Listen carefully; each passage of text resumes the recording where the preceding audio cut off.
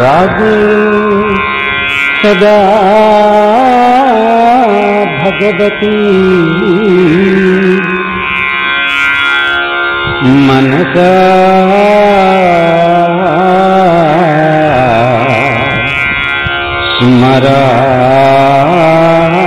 स्मरामि। रागी सदा भगवती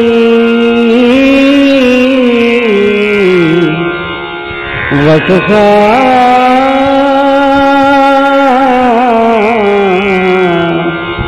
गृह्णामि।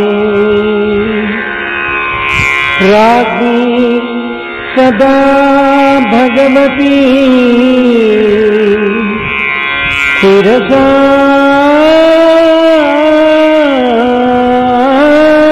नमामि। रागी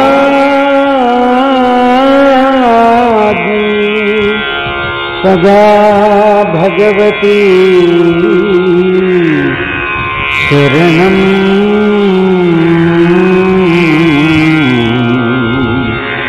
प्रपद्ये।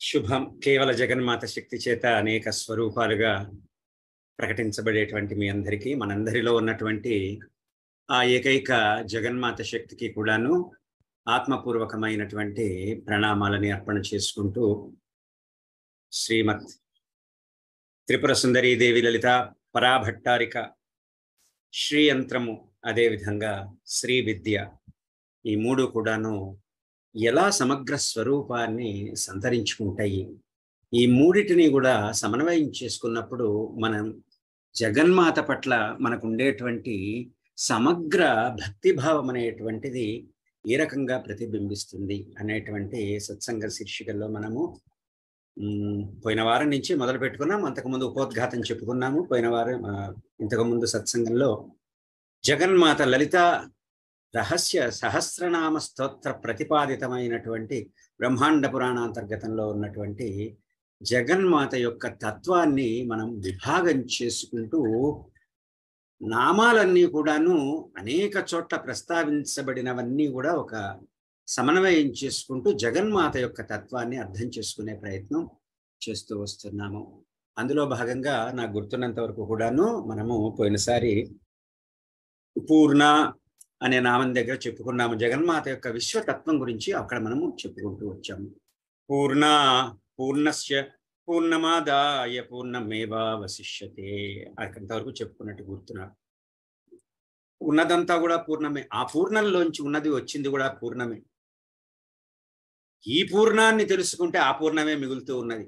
కాబట్టి నిజమైనటువంటి ఈ పూర్ణత్వాన్ని మనము తెలుసుకోవలసి ఉంటుంది అని సహస్రనామంలో జగన్మాత యొక్క స్వరూపాన్ని మనకి ప్రతిపాదిస్తూ వచ్చారు. త్రిపుర అనేటువంటి నామంలో కూడా త్రిమూర్తుల కంటే దగ్గర దగ్గర 626 నామం అది. త్రిమూర్తుల కంటే కూడాను మొదటి నుంచే ఉన్నది, వాళ్ళకి పూర్వమే ఉన్నటువంటి జగన్మాత. తత్వత్రయం అనబడేటువంటిది ఈ జగన్మాత తత్వం నుంచే వచ్చింది. 3 అనబడేటువంటి అంకెలు చెప్పబడేటువంటిది ఏమిటి? నాడీత్రయము, గుణత్రయము, శక్తిత్రయము, దేవత్రయము, అగ్నిత్రయము, అవస్థాత్రయము, వీటికన్నిటికీ కూడా కారణభూతురాలు జగన్మాత యొక్క శక్తి అనేటువంటి. ద్వైతవర్జిత అనేటువంటి నామంలో జగన్మాత తత్వాన్ని ఎలా ప్రతిపాదిస్తూ వచ్చారు? ఇంతకు ముందు మనం భూమరూప అనే నామంలో అనేక రూపాలలో అనేక రూపాలతో ప్రకాశిస్తున్నది అని చెప్తున్నాము. కానీ ఇక్కడ మళ్ళా ద్వైతవర్జిత అని చెప్తూ ఉన్నాము. అంటే ఈ కనపడేటువంటి రూపాలన్నీ కూడా ఆ తల్లికి భిన్నమైనటువంటిది కాదు. నీవు నేను కనిపించేటువంటి సమస్త వస్తు సముదాయములు, సమస్తమైనటువంటి పృథివ్యాపస్తేజో వాయుర ఆకాశ అనబడేటువంటి పంచభూతముల చేత నిర్మితమైనటువంటి ఈ సమస్త సృష్టి కూడాను ద్వైతము చేత కనిపిస్తూ ఉన్నప్పటికీ భూమరూప అనేటువంటి నామానికి అన్వయం చేసుకునేట్టుగా ఇక్కడ ద్వైతవర్జిత అనటంలో వస్యన్యాది వాగ్దేవతలు ఈ సమస్త స్వరూపాలలో వ్యక్తమయ్యేది కేవలము అద్వైత స్థితిలో ఉన్నటువంటి జగన్మాత యొక్క శక్తే తప్ప భిన్నం అనేటువంటిది కాదు అనేటువంటిది మనకి జగన్మాత యొక్క తత్వంగా మనం తెలుసుకుంటాం. ద్వైతరహితురాలు.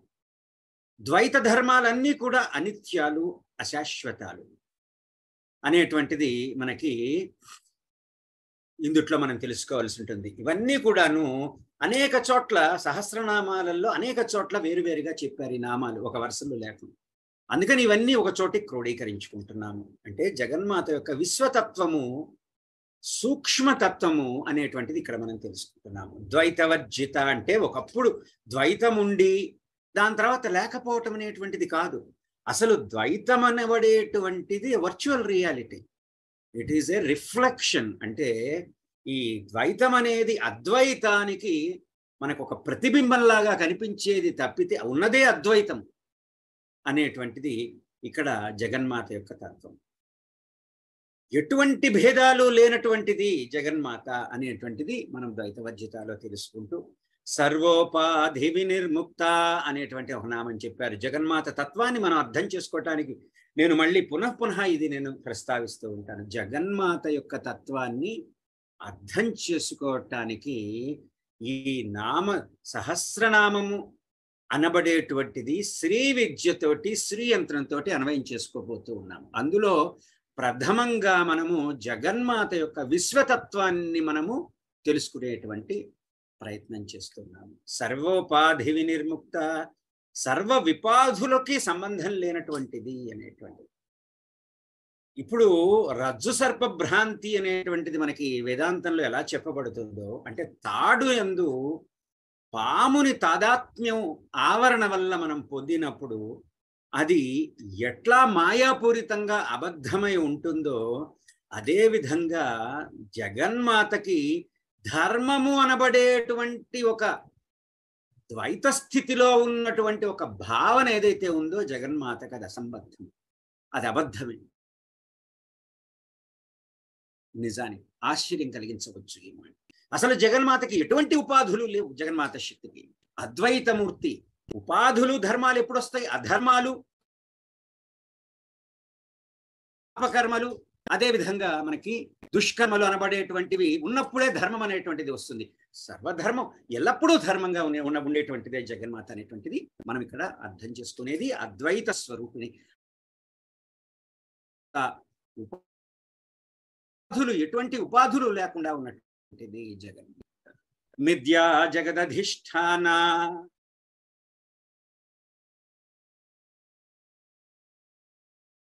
అసత్యమైనటువంటి, ఇందాక మనం చెప్పుకున్నప్పుడు ఈ ఆవరణ పూరితమైనటువంటి దానికి కూడా రూపమైనటువంటి ఈ ప్రపంచానికి, ద్వైతమైనటువంటి ఈ ప్రపంచానికి అద్వైత స్థితే ఆధారము. మనకి ఈ ద్వైత బుద్ధి అనేది ఎక్కడి నుంచి ఏర్పడుతుంటుంది? మాత్రమిదం ద్వైతం అద్వైతం పరమార్థతః అని చెప్పారు. ద్వైత బుద్ధి అనబడేటువంటిది మాయ చేత కల్పించబడినది. అద్వైతమే పరమమైనటువంటి అర్థము. నేహనానాశ్చన, అసలు నిజానికి నానాత్మబడేటువంటిది లేనే లేదు. వారు వీరు అనబడేటువంటి అనేకమైనటువంటి నానాత్వం అనేటువంటిది లేనే లేదు నిజానికి. జాగ్రత్తగా ఏ శక్తి వలన నీకు నానాత్వము గోచరమవుతున్నదనేటువంటి మూల శక్తిని, నీ ఆత్మశక్తిని నీవు పట్టుకున్నప్పుడు, నీవెవరు అగా తెలుసుకున్నప్పుడు, అప్పుడు అర్థమయ్యేటువంటి విషయం ఏమిటంటే గోచరమానమైనటువంటి ప్రపంచమంతా కూడా నేను తప్ప వేరు కాదు. ఈ నేను ఎవరు? ఆ స్థితిలో నేను జగన్మాత. సర్వం ఖల్విదమేవాహం నాన్యదస్తి సనాతనం అని చెప్పి దేవి భాగవతం చెప్తుంది. ఇదంతా కూడా నేనే. ఈ మిథ్యా జగత్తు యందు ప్రతిష్ఠించబడింది కూడా నేనే అనబడేటువంటిది దేవి భాగవతం. సర్వము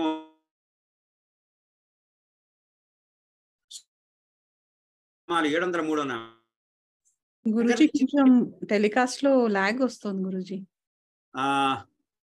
ఇప్పుడు వాయిస్ క్లియర్ గా ఉందా? అప్పుడప్పుడు బ్రేక్ అవుతోంది. ఇప్పుడు బానే ఉంది. ఓకే. మధ్యలో ఆ! బహుశా ఇది వచ్చినట్టుంది. ఏది నాకు ఇంటర్నెట్ కనెక్షన్స్ పాపప్ వచ్చింది. But that stayed for just yeah! On and off again it's ఉంటుందని నేను అనుకుంటున్నాను. యాహ్! యాహ్! ఓకే. సో, కాబట్టి సర్వమోహిని జగన్మాత యొక్క విశ్వతత్వం గురించి మొట్టమొదటి తెలుసుకుంటున్నాం. తర్వాత మనం చెప్పుకున్నటువంటి శీర్షికలన్నీ కూడాను లలితా సహస్రనామంలో ఎలా చెప్పుకుంటూ ఎక్కడెక్కడ నామాల వివరణ వస్తున్నది మనకి అనేది చూసుకుంటూ, అదే విధంగా అది శ్రీ విద్యకి శ్రీయంతానికి ఎలా అన్వయం అవుతుంది అనేటువంటి చెప్పుకుంటాం. ఈ నిత్యత్వము, జడము, చేతనము ఇలా విరుద్ధ ధర్మాలన్నీ తనే కలిగినటువంటిది. సప్తశ్లోకి జ్ఞానులలో ఉన్న జ్ఞానము, ఉన్నటువంటి అజ్ఞానము కూడా నేనే. అసలు ఈ ప్రపంచటువంటిదే ఇక్కడ వ్యక్తమయ్యేది కాదు. జగన్మాత తత్వము శక్తి లేనిచో అనబడే ఇక్కడ ప్రతిపాదించబడుతున్నది. కాబట్టి ఈ సర్వమోహిని అంటంలో జడము చేతనము ఇలా విరుద్ధమైనటువంటి ధర్మముల యొక్క సమాహారము జగన్మాతే. అంటే భేదబుద్ధిని నిజం మూఢమైనటువంటి జనులని మోహింపచేసే మాట. జగత్తు సత్యమనే మోహము వలననే కలగట అతి జనకము మాట. తత్వముతో సృష్టికి హేతువు. మళ్ళీ మన పూర్వ పురాణంలో కూడా చెప్తారు, ఇయం సా పరమాశక్తి మన్మయీ బ్రహ్మరూపిణి మాయా మమ ప్రియానంత యయేదం మోహితం జగత్. ఈ మోహారూపితమైనటువంటి మోహస్వరూపమైనటువంటి పరాశక్తి నామరూపాలు కలిగి కనిపిస్తూ నాతో కూడా నిండినటువంటిది బ్రహ్మరూపిణి మాయా.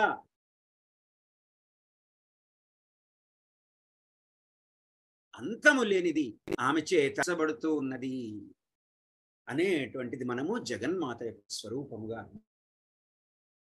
తర్వాత ఇంకొక 757 నామం క్షరారాత్మిక.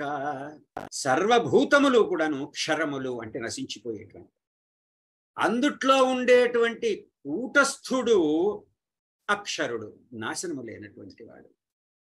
ఈ రెండూ కూడా క్షరము అక్షరము తన స్వరూపముగా కలిగినటువంటిది జగన్మాత మనకిక్కడ. భగవద్గీతలో కూడా చెప్తారు కదా, క్షరసర్వాణి భూతాని కూటస్థోక్షర ఉచ్యతే అని చెప్పేసి ప్రతిపాదించి ఉన్నది ఒక్క జగన్మాత శక్తే. ఆ శక్తే,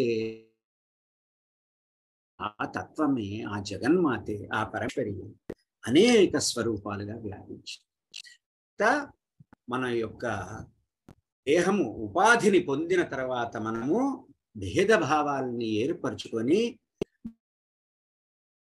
మళ్ళీ ఆ సమూహం. నా వాయిస్ క్లియర్ గా లేదు మళ్ళీ నాకు వాయిస్ రావట్లేదు, ఆగి ఆగి నెట్వర్క్ ఐ థింక్ కొంచెం నెట్వర్క్ ప్రాబ్లం ఉన్నట్టు. 5G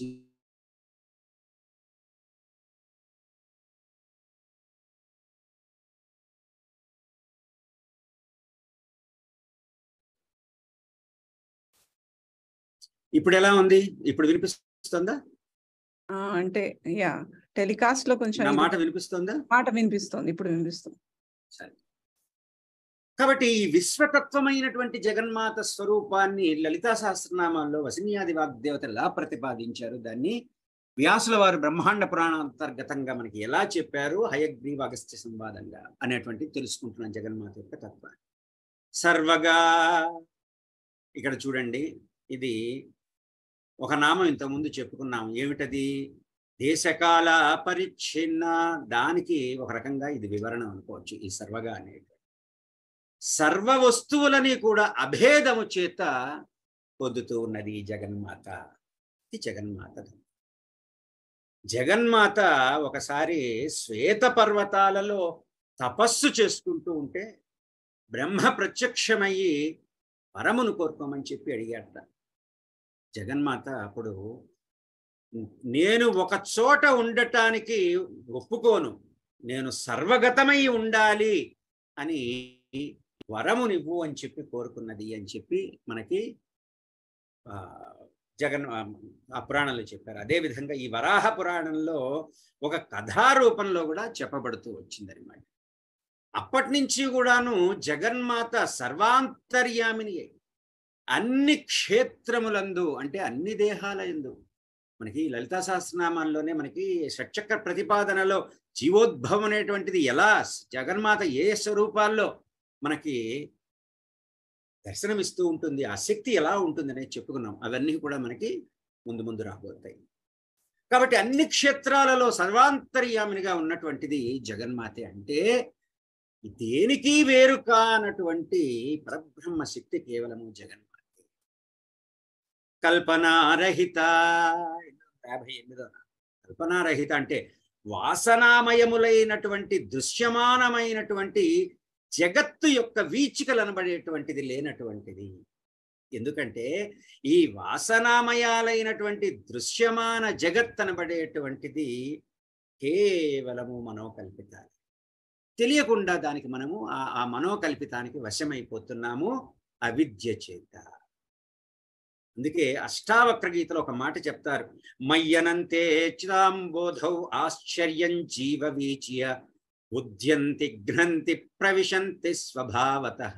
చిత్ సాగరమైనటువంటి అనంతమైనటువంటి నా యందు జీవుడనేటువంటి అలలు స్వాభావికంగా సహజంగానే కర్మబంధ వశం చేత పుడుతూ నశిస్తూ దుఃఖిస్తూ ప్రవేశిస్తూ ఉంటుంది అని చెప్తూ ఉన్నది. తప్పితే అసలు నిజానికి ఇటువంటి కల్పనలు అనబడేటువంటివే లేవు. ఉన్నది అక్కడ కేవలము జగన్మాత శక్తి లీలా లలిత అనేటువంటిది. కార్యకారణ నిర్ముక్త అనేటువంటి ఒక నామం ఉంది. ఇవన్నీ ఒకదానికొకటి మనం సమన్వయం చేసుకుంటూ వెళ్తున్నాం. మీరు జాగ్రత్తగా గమనిస్తారు. కార్యకారణ నిర్ముక్త, అసలు ఈ సృష్టే కార్యకారణ సంబంధం చేత ఏర్పడింది. నీ యొక్క స్థితే ఈ రోజున నీకు సుఖం కలిగిన దుఃఖం కలిగిన ఈ కార్యానికి ఒక కారణం అనేటువంటిది ఉన్నది. దీన్ని కర్మ అని చెప్తారు. ఈ రెండూ కూడాను అశాశ్వతమైనటువంటి మాయామోహికాలే.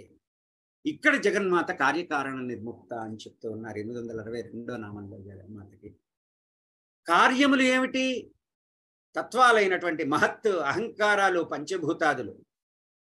ఈ కార్యాలకన్నిటికీ మూల కారణం ఏమిటి? మూల ప్రకృతి. ఈ రెండు కూడా లేనిది, దానికి పైన ఉన్నటువంటిది జగన్మాత. దానికి మళ్ళా మనకి శృతి ప్రమాణం ఉన్నది, నతస్య కార్యం కరణంచ విద్యతే. పరాశక్తికి కార్యకారణాలు అనబడేటువంటివి రెండూ కూడాను లేవు అనేది.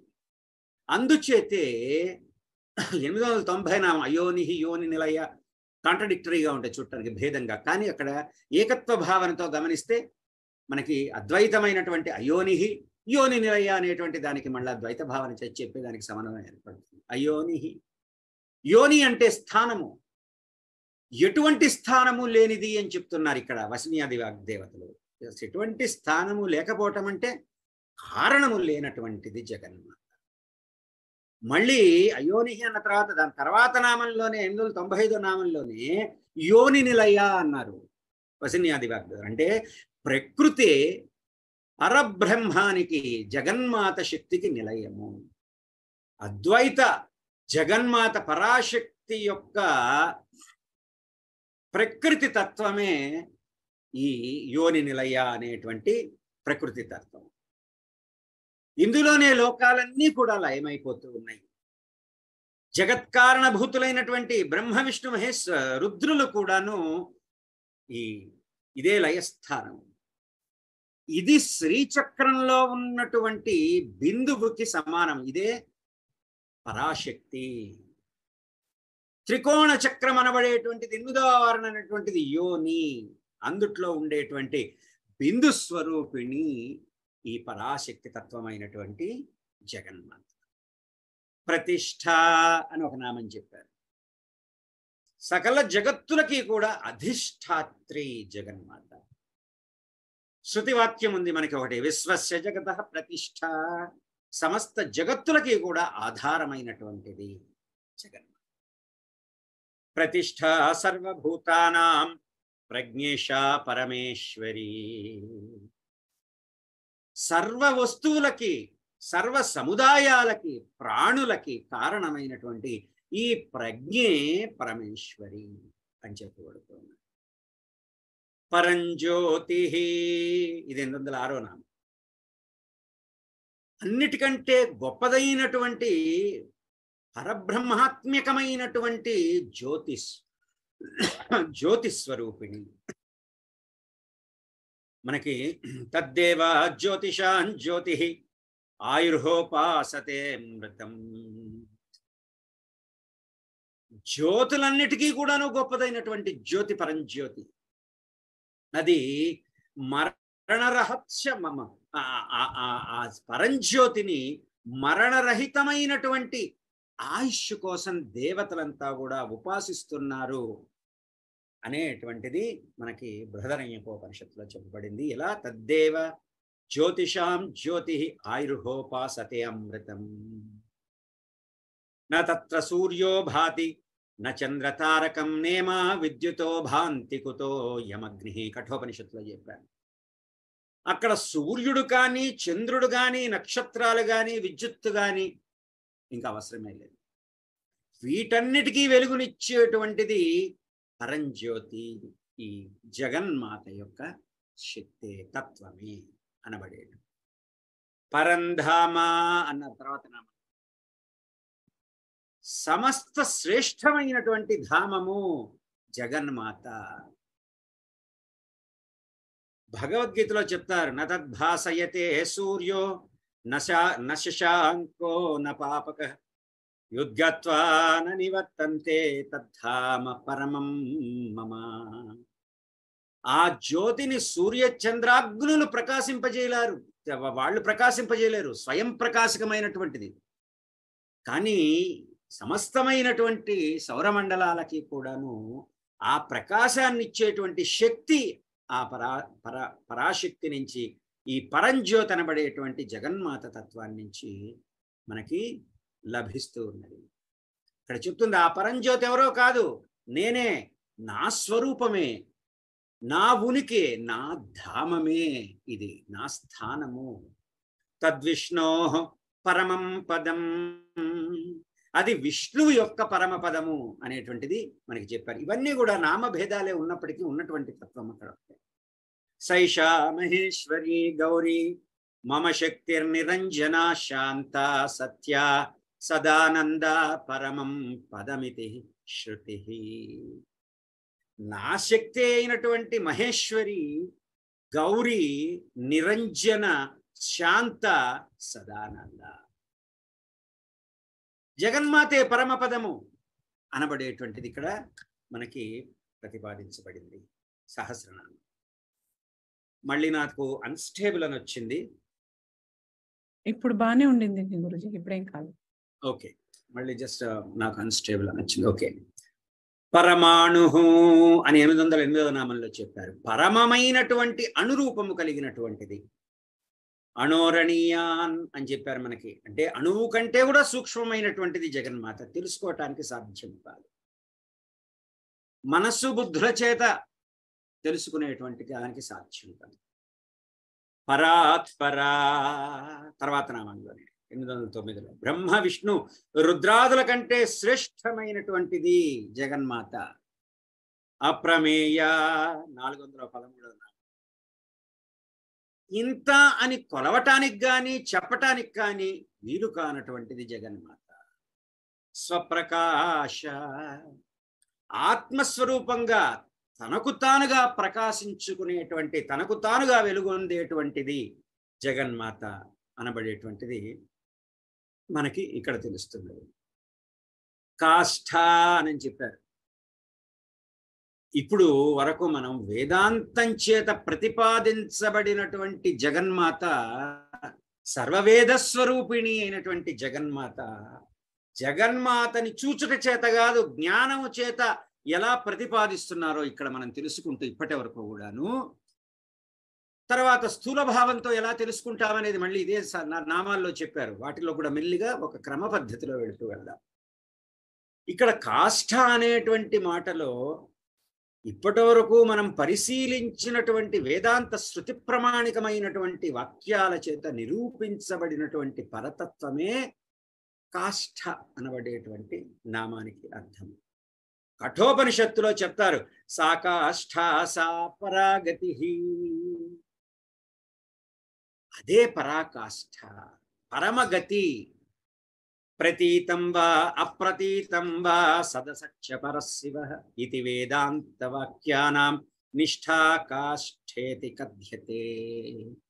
ప్రత్యక్షము గాని అప్రత్యక్షము గాని అదే పరతత్వం వేదాంత వాక్యాల చేత నిశ్చితార్థముగా చెప్పబడేటువంటిదే కాష్ఠ. పరాకాశ అని ఒక 782 నామంలో చెప్తారు మనకి. ఉత్కృష్టమైనటువంటి ఆకాశము ఈ పరాశక్తి. మన దేహజీవులకి ఈ పంచభూతాల్లో ఆకాశం అన్నిటికంటే గొప్పది. ఆకాశం లేకపోతే వాయు, అగ్ని, జల, పృథ్వీలు అనేబడేటువంటి ఉండేటివి కాదు. ఈ ఆకాశము పరబ్రహ్మ, ఆకాశమే పరాగతి అనేది మనకి చాందోగ్యోపనిషత్తులో చెప్పారు. ఇవన్నీ కూడా శృతి ప్రామాణికంగా చెప్పారు. బ్రహ్మసూత్రాల్లో కూడాను ఆకాశస్థల్లింగాత్ అని ఒక మాట చెప్తారు. పంచభూతాలలో ఉన్నటువంటి ఆకాశం కాదు ఇక్కడ ఈ చెప్పేటువంటి ఆకాశం. పరమాత్మ లక్షణాలు కలిగినదవటం చేత పరతత్వమే సంపూర్ణమైనటువంటి ఆకాశము అనబడేటువంటిది మనకి చెప్తారు. కూర్మ పురాణంలో కూడాను యస్య సా పరమా దేవి శక్తిరాకాశ సంస్థిత అని చెప్తారు. ఈ పరబ్రహ్మ శక్తి తత్వం అనేటువంటిది ఆకాశములో ఉన్నది అనేది మనకి చెప్తూ ఉంటారు. వేదాలు కూడా పరమే వ్యోమన్ ప్రతిష్ఠిత, ఆ శక్తి పరాకాశమందు ప్రతిష్ఠితమై ఉన్నది అనబడేటువంటిది చెప్తూ ఉంటుంది.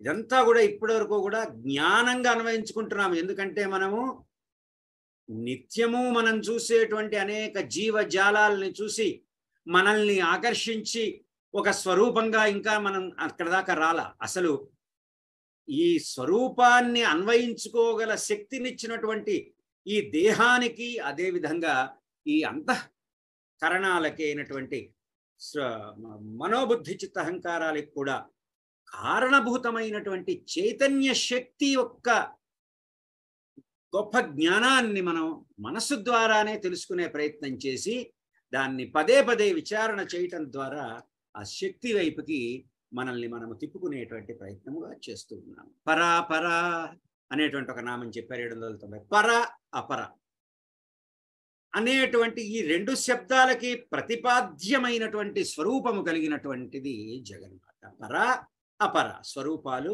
రెండు కూడాను జగన్మాత. పర అంటే ఇతరములైనటువంటి. మళ్ళీ అన్స్టేబుల్ అని వచ్చింది. బానే ఉంది గురుజీ. ఒకవేళ ఎక్కడన్నా డిస్టర్బెన్స్ వస్తే ఎస్ గురుజీ. పర అంటే అన్యములైనటువంటివి. పరము కంటే భిన్నమైనటువంటి ఆత్మ అనబడేటువంటిది స్వయమైనటువంటి.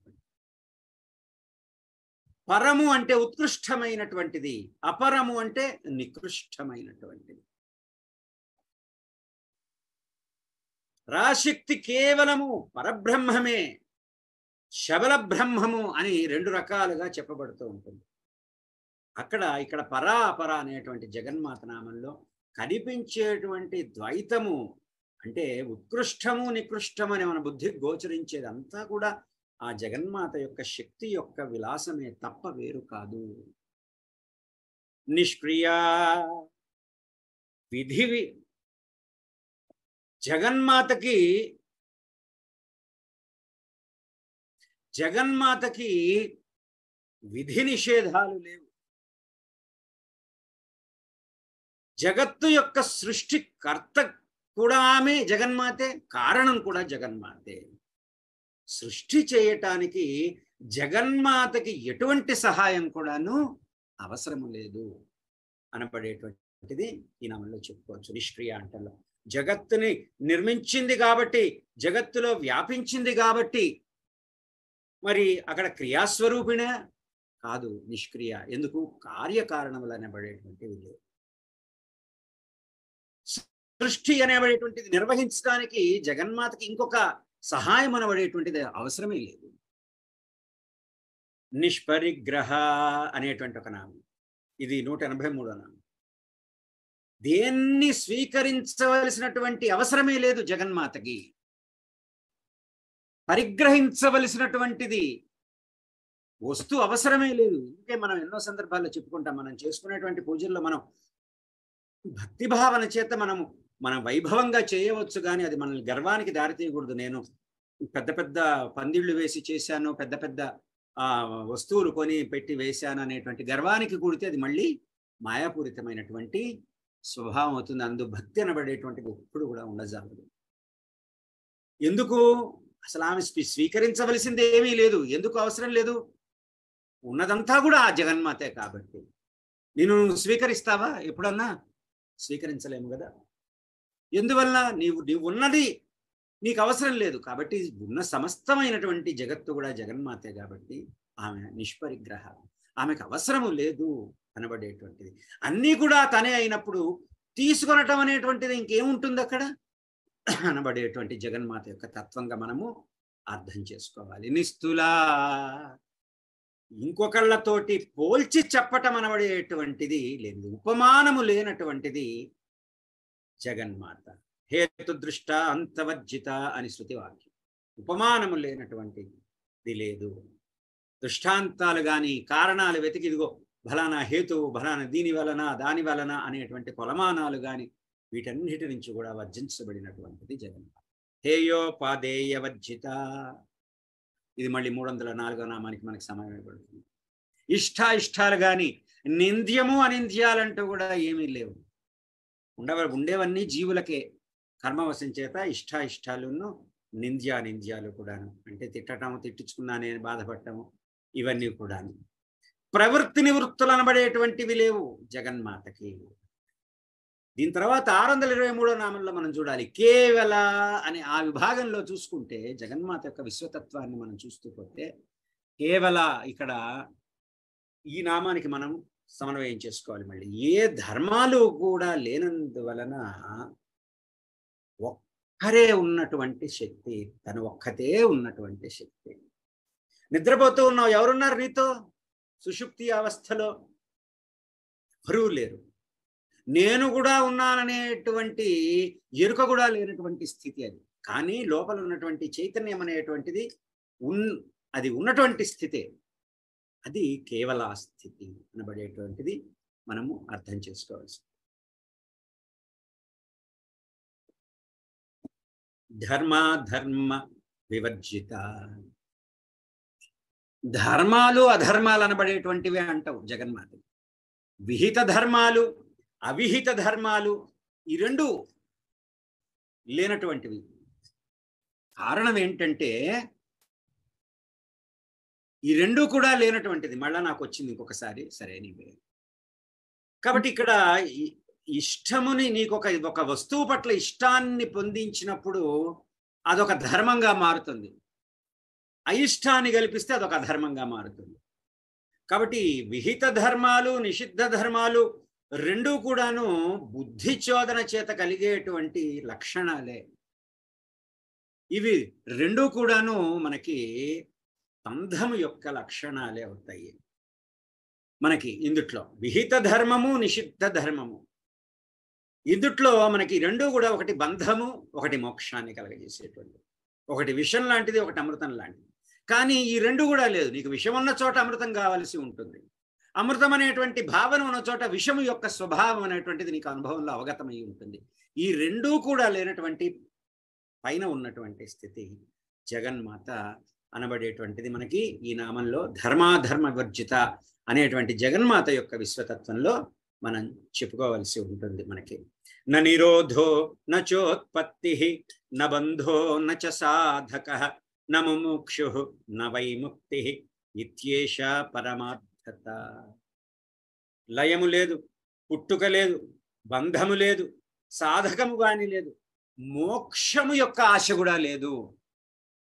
జగన్మాత యొక్క తత్వదర్శనాన్ని అనుభవించేటువంటి సాధకుడికి ఇంకా మోక్షమనబడేటువంటి కోరిక గాని ప్రశ్న గాని మనసులో ఉదయించదు. అందువలన ప్రాథమిక దశలో కూడాను ప్రశ్న లేకుండా సాధనలోకి వెళుతున్న కొద్దీ, అనుభవం మనకి పెరుగుతూ ఉన్న కొద్దీ జగన్మాత యొక్క తత్వము మన యొక్క భక్తి భావన చేత, ఉపాసనల చేత ప్రశ్నలు అనబడేటువంటివి, సందేహాలు అనబడేటువంటివి మెల్లిమెల్లిగా తొలగిపోతూ ఉంటాయి.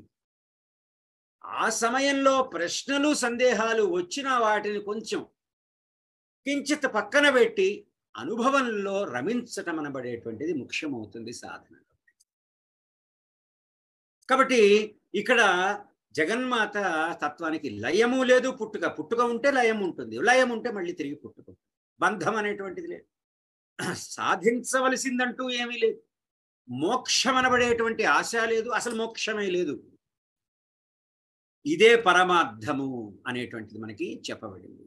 గుహ్య అనేటువంటిది అతి రహస్యంగా ఉండేటువంటిది జగన్మాత. అందుకే అతి రహస్యంగా అంటే ఏంటి? మన రహస్యాలు కాదు, పక్కనవాడు వినకుండా ఏదో మనం గుసగుసలు చెప్పుకునేటువంటి రహస్యం కాదు. బుద్ధికి అవాంగ్మానసుకు వచ్చిన వాక్కుకి కూడా దొరకనటువంటిది, అంత రహస్యమైనటువంటిది జగన్మాత. సత్య జ్ఞానానంద రూప. సత్య జ్ఞానము, ఆనందం అనేటువంటి రూపమే తనుగా కలిగినటువంటిది ఆ జగన్మాత తత్వం. అవే లక్షణములుగా కలిగినటువంటిది జగన్. శృతిలో మనకంటారు సత్యం జ్ఞానమనంతం బ్రహ్మ, విజ్ఞానమానందం బ్రహ్మ. జగన్మాతే. సత్యము జగన్మాతే, జ్ఞానము జగన్మాతే, ఆనందము జగన్మాతే. అసత్యము జగన్మాతే, అజ్ఞానము జగన్మాతే, దుఃఖము కూడా జగన్మాతే. శాంత 141 నామంలోకి శృతివాక్యం. నిష్కలం నిశ్చలం శాంతం. అంతటా కూడాను వ్యాపించి ఉన్నటువంటిది జగన్మాత. నిష్కామ, ఏ కామ్యములు లేనటువంటి శక్తి జగన్మాత శక్తి. దేవి భాగవతంలో ఒక మాట చెప్తారు, అవాప్తాభిలకామాయ స్పృష్ణాకిం విషయా భవేత్. అన్ని కోరికలు పొందిన తర్వాత ఇంకా నీ కోరికలు ఏముంటాయి? అక్కడ కామ్యములు ఏముంటాయి? నువ్వు పొందవలసినవన్నీ, ఏది పొందితే నువ్వు పొందవలసినవి, ఇంకా ఏది ఉండదో అది పొందిన తర్వాత నీకు ఇంకా కామ్యములు ఏముంటాయి అనబడేటువంటిది ఆ తత్వానికి జగన్మాత శక్తికి అన్వయించబడుతుంది. నిరుపప్లవ అనేటువంటి నామం. ఎటువంటి నాశనాలు లేనటువంటిది జగన్మాత. నిత్యముక్త, నిత్యముక్తురాలు. లోకాతీత, మళ్ళీ 960 నామం. లోకాలకి అతీతమైనటువంటిది. సర్వాతీత, అన్నిటికీ మించినటువంటిది. శబ్దాతీతం పరం బ్రహ్మ గణనారహితం సదా ఆత్మస్వరూపం జానీహి. పరబ్రహ్మతత్వం అనేటువంటి శబ్దాతీతము, లెక్కకి అందనటువంటిది ఆత్మస్వరూపము అని మనం తెలుసుకోవాలి. ప్రజ్ఞాన ఘనరూపిణి 574 శృతిలో వచ్చి మనకి శృతివాక్యంగా చెప్తారు. ప్రజ్ఞాన ఘన ఏవ, లోపల బయట అంతటా ప్రజ్ఞాన ఘనమై ఉన్నది. ఉన్నదే అక్కడ ప్రజ్ఞాన ఘనము. తర్వాత ఇంకో నామంలో విజ్ఞాన ఘన రూపిణి అంటారు. విజ్ఞాన ఘనము చిదేకర స్వరూపం. విజ్ఞానం అంటే జీవుడు. మనకి బృహదరణ్యకోపనిషత్తులో చెప్తారు, యో విజ్ఞానోతిష్టన్ విజ్ఞానమంతరో యమయితి. యో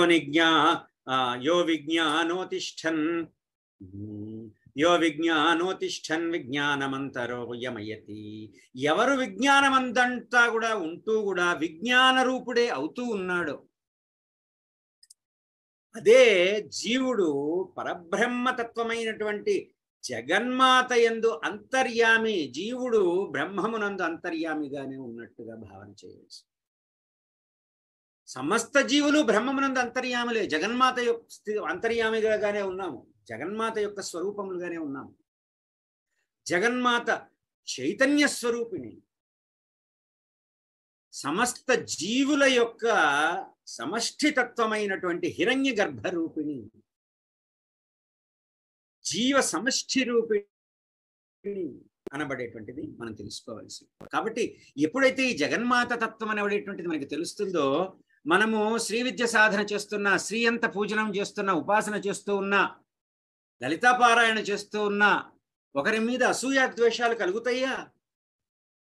అది కలిగితే మరి జగన్మాత పట్ల కలిగినట్లే కదా. సమస్తము తానే వెలసిల్లుతూ ఉన్నప్పుడు దీన్ని మనం తెలుసుకోవాలి. అప్పుడు అదే మనకి గుర్తు. ఎప్పుడు ప్రశాంతమైనటువంటి మానసిక స్థితిలో ఉంటూ, రాగద్వేషాలకు అతీతంగా ఉంటూ, చూసిన ప్రతి వారిని కూడాను నీవు లోతైనటువంటి మానసిక భావనతో జగన్మాత స్వరూపంగా నీవు భావిస్తూ ఉన్నప్పుడు నువ్వు చేసే పూజ సత్యమవుతుంది తప్ప మనము ఎంతెంతసేపు చేశాము, ఎంతెంత ద్రవ్యంతో చేశాము, ఎన్ని కోట్ల సార్లు, ఎన్ని లక్షల సార్లు మంత్రజపం చేశామా అనేది ఏమాత్రం కొలమానం కాదు. శాస్త్రసార 845లో చెప్పారు. శాస్త్రయో నిత్వాత్ అని బ్రహ్మసూత్రంలో చెప్తారు. జగన్మాతే ఈ వేదాల యొక్క స్వరం. అంటే జగన్మాతని జ్ఞానస్వరూపంగా మనం తెలుసుకుంటున్నాం. మొట్టమొదట ప్రారంభించుకున్నది మనము ఈ సత్సంగంలో. ఎందుకు వేదాలు, అపౌరుషేయాలు, సత్యవాక్కులు, ఇంకా ఏ ఇతర ప్రమాణాల చేత కూడాను పరబ్రహ్మతత్వమైనటువంటి జగన్మాత శక్తిని తెలుసుకోలేము. శాస్త్ర ప్రమాణాలే జగన్మాత యొక్క ఉనికిని తెలియజేస్తూ ఉన్నాయి అని శాస్త్రముల యొక్క సారమే జగన్మాత అనే నామంలో జగన్మాత తత్వం గురించి మనకి చెప్పబడింది. చిన్మయీ 251వ నామం. చిత్ స్వరూపిణి పరమానంద చిన్మయి. చిన్మయి అంటే చిత్ మన చైతన్య స్వరూపిణి జగన్మాత. మన చైతన్య స్వరూపిణి జగన్మాత అంటే ఏ ఆత్మ చైతన్యము వలన నీకు ఈ స్థూల సూక్ష్మదేహాలైనటువంటి పంచజ్ఞానేంద్రియ కర్మేంద్రియ పంచభూత సప్తధాతులు పంచకోశాలతో నిర్మించబడినటువంటి కంపోజ్ చేయబడినటువంటి ఈ స్థూల శరీరము దేహమే కానివ్వండి, అదేవిధంగా ఈ మనోబుద్ధి చిత్తహంకారాలు అనబడేటువంటి అంతఃకరణ ఇంద్రియాలే కానివ్వండి, ఈ రెండు మనము అని భ్రాంతి చెందుతూ ఉంటాం కదా మనము. కానీ మనమే అయితే శాశ్వతంగా ఎందుకు ఉండటం లేదు? ఎందుకు దీన్ని తీసుకొని వెళ్ళి తగలబెట్టేస్తున్నారు ఏదో ఒక సమయంలో? అంటే ఎప్పుడైతే చైతన్యం అనబడేటువంటిది ఈ ఉపాధిని, చైతన్యాన్ని వదిలిపెట్టేస్తుందో అప్పుడు ఇది శవమైపోతూ ఉన్నది, ఈ శివం కాస్తాను. కాబట్టి ఈ ఆత్మచేతన స్వరూపమే జగన్మాత తత్వం. అది లేనిది ఈ ఉపాధి మనోబుద్ధులు అనబడేటువంటివి ఉండేవే కావు. అవి తీసుకొని వెళ్ళి శవంగా మారి తగలబెట్టేసేవాళ్ళు, అసలు పుట్టుకే ఉండేది కాదు. కాబట్టి ఈ స్థూల సూక్ష్మ దేహాలకి ఆలంబమైనటువంటి చైతన్య స్వరూపిణి ఇది కేవలం ఒక్క జీవికే కాదు, సమష్టి జీవికి కూడాను. ఇది వ్యష్టి జీవికి సంబంధించింది కాదు. ఇలా ఈ వ్యష్టి జీవులందరినీ కలుపుకొని సమష్టి తత్వమైనటువంటిది జగన్మాత యొక్క చైతన్యం, మూల చైతన్యం. పరమానంద, ఉత్కృష్టమైనటువంటి ఆనంద స్వరూపం కలిగినటువంటిది జగన్మాత అనేటువంటిది తదుపరి నామంలో కూడా మనకి చెప్పారు. ఇవన్నీ కూడా జ్ఞానంతో మనము ఆ భావాన్ని మనం అనుభవించినప్పుడు జగన్మాత తత్వం అనబడేటువంటిది స్థూల భావం నుంచి కూడాను జ్ఞాన భావంలోకి వెళ్ళి ఆ భావము యొక్క అనుభూతి మనలో కలుగుతూ ఉంటుంది. అది జగన్మాతకి మనం చేసేటువంటి ఒక రకమైనటువంటి అంతర్యాగంగా మనం భావించవచ్చు. చివరికి అక్కడికి వెళ్ళాలి మనం. నీరాగ అని ఒక నామం ఉంది. వాంఛారహితురాలు, ఇచ్ఛ అనబడేటువంటిది లేదు, రాగము అనబడేటువంటిది లేదు. అరిషడ్వర్గాలైనటువంటి కామక్రోధ లోభ మోహ మన్మత్సర్యాదులు అనబడేటువంటి అసలు లేనే లేవు జగన్. రాగమధన అనేటువంటి తర్వాత నామం. జగన్మాత తన భక్తులకి వైరాగ్యాన్ని ఇస్తూ అది ఇవ్వటానికి అడ్డంకి పడుతూ ఉన్నటువంటి కర్మవశం చేత జీవుడికి అడ్డం పడుతూ ఉండేటువంటి రాగాన్ని మధించేటువంటిది.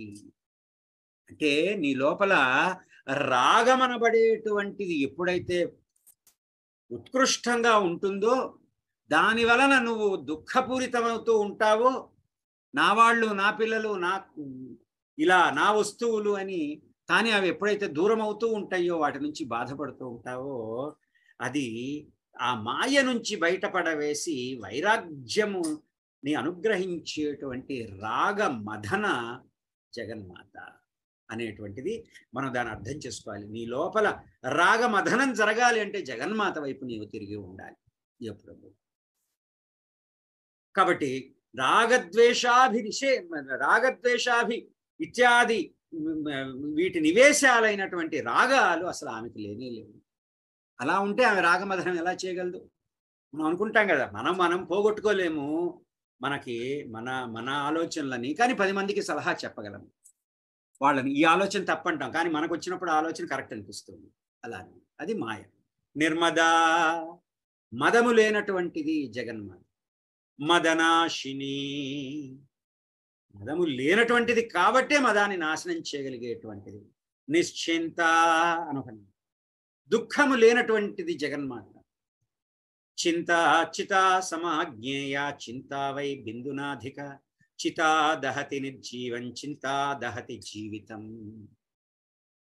చింతా శబ్దానికి చితా శబ్దానికి కూడా నిజానికి భేదం లేదు. చింతా శబ్దములో మనకి బిందు అనేటువంటిది కొంచెం ఎక్కువగా ఉంటుంది. బిందు అంటే ఏమిటో చెప్పుకుంటాం తర్వాత. చిత అంటే కేవలం శరీరం చచ్చిపోయిన తర్వాత దాని కాల్చి అవతల పడేస్తుంది.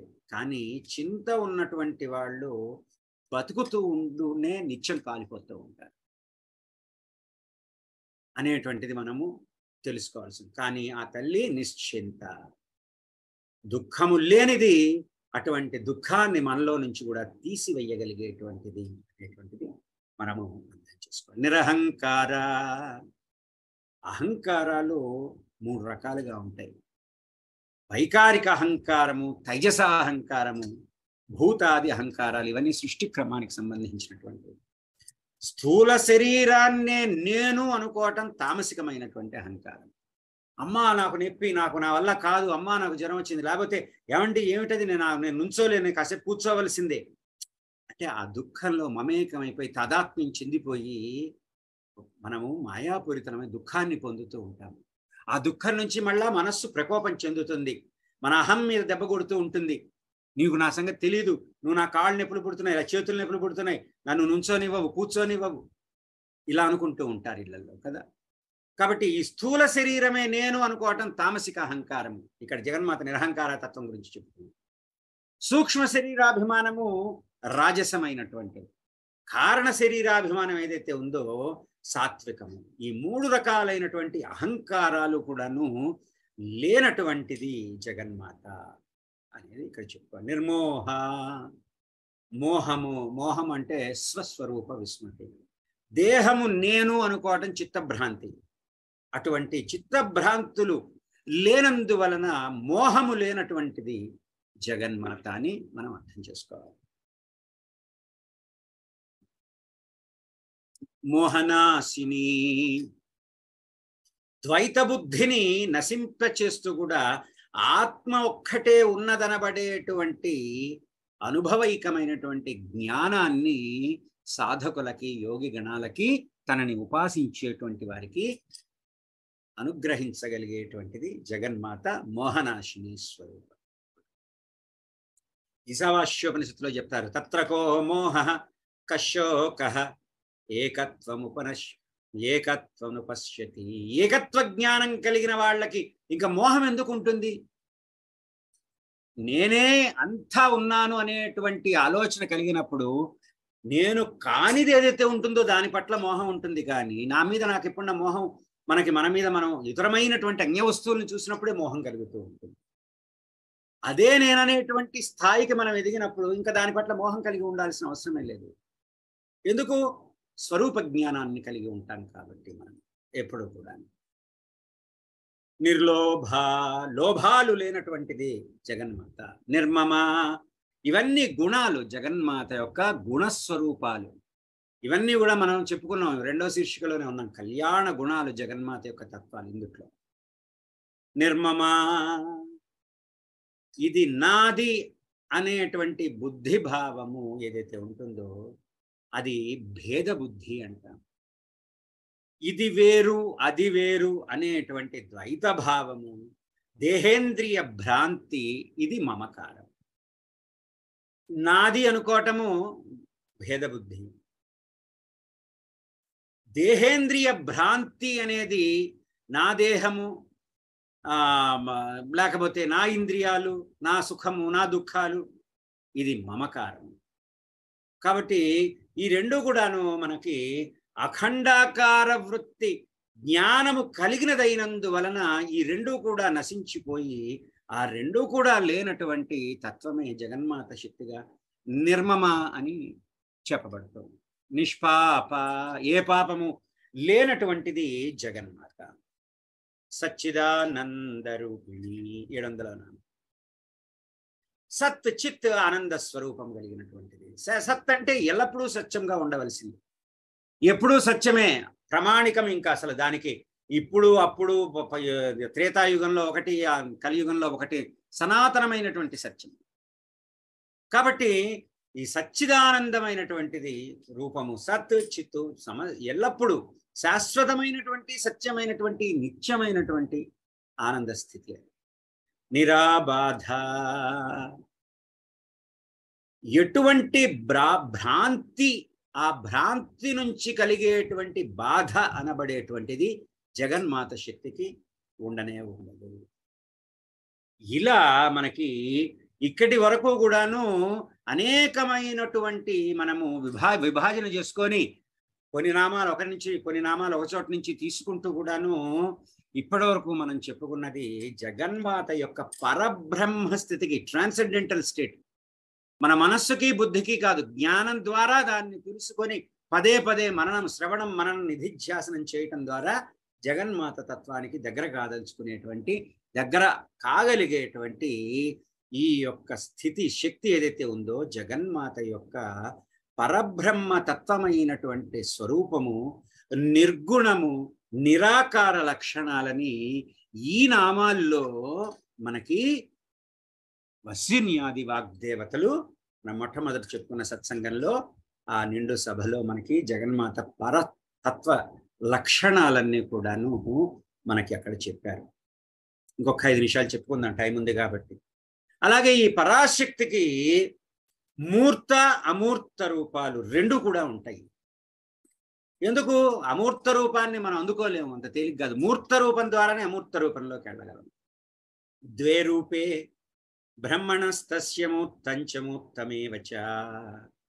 మూర్త అమూర్త ఈ రెండు కూడా మూర్త మూర్త అని చెప్పి 813, 814 నామాల్లో చెప్పారు జగన్మాత. పంచీకృతమైనటువంటి పంచమహాభూతాలు మూర్తములైనటువంటి అవిద్యకి సంబంధించినవి. అపంచీకృత పంచభూతాలు, పంచీకృతము అపంచీకృతము, ఇది దీని గురించి నేను ఇప్పుడు వివరణ మనం ఎక్కువగా మనం మాట్లాడుకోలేము.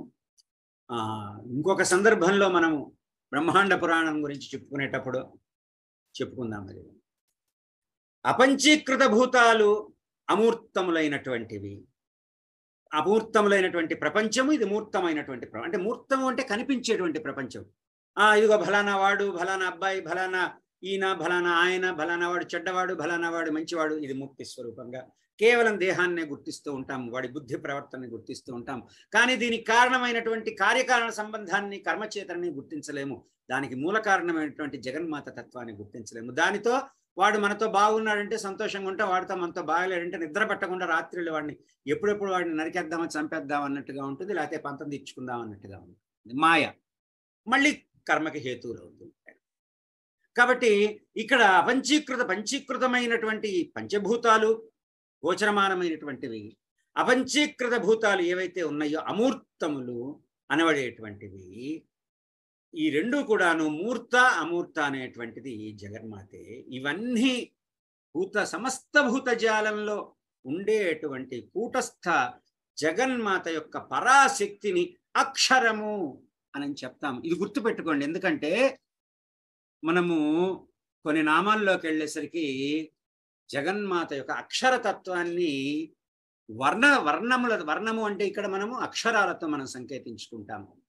మనము శ్రీ విద్యలో చేసేటువంటి సాధనలో ఒక్కొక్క చక్రానికి కూడా ఉన్నటువంటి పద్మముల దళముల యొక్క అక్షరముల యొక్క విశిష్టతని ఎలా మనం ధ్యానం చేయాలి, లేకపోతే మనం ఉపాసన చేయాలనేటువంటిది ఉత్తరోత్తర మనం చెప్పుకుంటాం.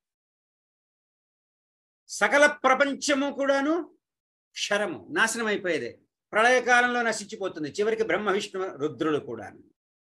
ఈ రెండు రూపాలు కూడా దేవికి జగన్మాతకి ఉన్నాయి.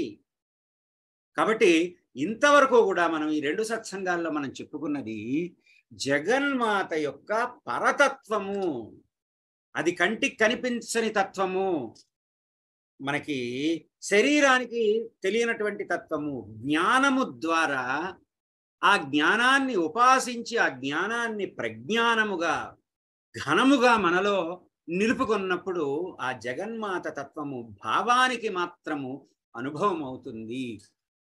ఇప్పుడు మనము లలిత ద్వారానే జగన్మాత యొక్క సమగ్ర శక్తి తత్వాన్ని గురించి తెలుసుకునేటువంటి క్రమంలో లలితని ప్రాతిపదిక తీసుకొని, లలితా సహస్రనామాన్ని ప్రాతిపదికగా తీసుకొని మనము శ్రీ యంత్రముతోటి శ్రీ విద్యతోటి మనము ఈ మూడు సమన్వయం చేసుకునే క్రమంలో ఉన్న భాగంగా మనము ఇప్పుడు జగన్మాత యొక్క సాకార గుణాలని మనము వసిన్యాది వాగ్దేవతలు ఎలా ఏ నామాల్లో ఎలా వర్ణించుకుంటూ వచ్చారు అనేది మనము తర్వాత సత్సంగంలో చూద్దాము. అందుట్లో ఒకటే మాట చెప్పుకొని ముగిద్దాము. సాకార ఉపాసన అంటే ఇదేం తక్కువదేం కాదు.